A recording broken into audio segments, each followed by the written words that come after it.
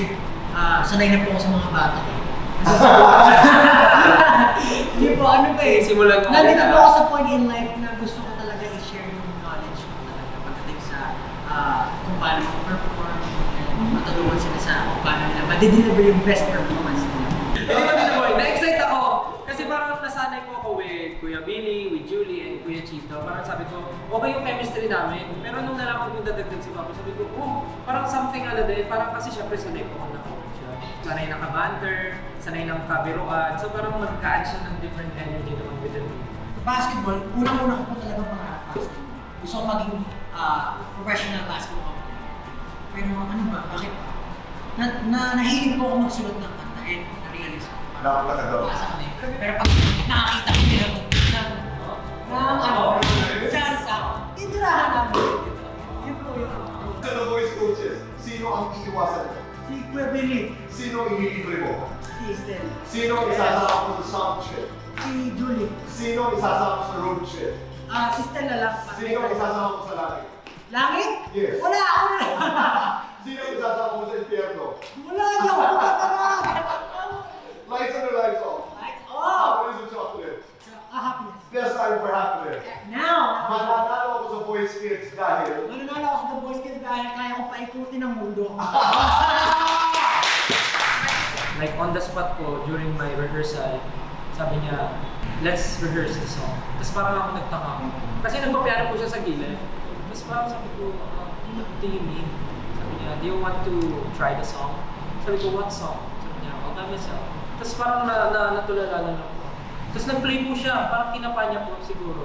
I don't know kung napanood niya po yung performance ko before, pero yung key po kasi na yun, same sa performance ko before, that was half step na mababang tone. Key, binaba ko ng half step key.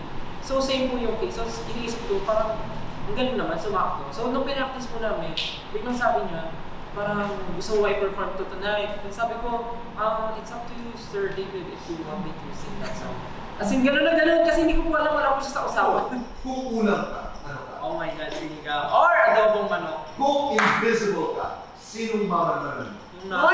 Yung nanay ko, mamatay ako yung nanay ko. Kung nakakalipad ka, saan ka pupunta? Japan! Kung hihiram ka ng boses, kanino?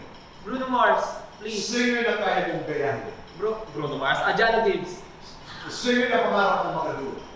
Duet ko talaga. Like kami dalawa lang, Miss Yes. Reg. Lights on or lights off? Lights on. Happiness or chocolate? Happiness. Best time for happiness. After this. Mananalo pa rin ako sa The Voice Kids dahil Bibili ako ng maraming simpang boto.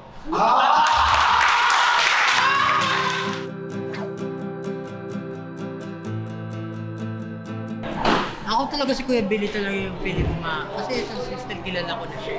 Pero yung ibang coaches hindi ko pa kilala. Pero si Kuya Billy kasi, meron siyang way with words. Nakukuha niya yung loob ng kinakausap niya. So kapag may trust yung mga bata, for sure magaling yung performance niya.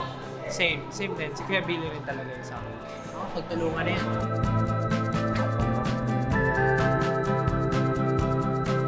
To be honest, hindi ko na iniisip na kung mananalo. But nasa mga tao na yan kung feeling nila yung artist ko or yung artist ng ibang coaches is deserving sila na mag-decide. But for me, kahit sino. Kasi lahat naman talented for sure. Lahat deserve.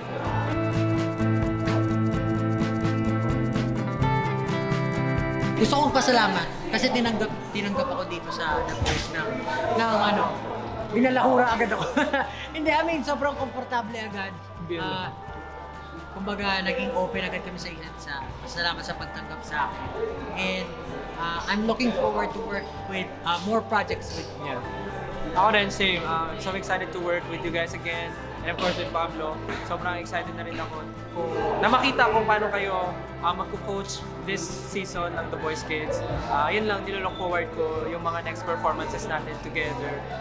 Thank you so much. See you soon.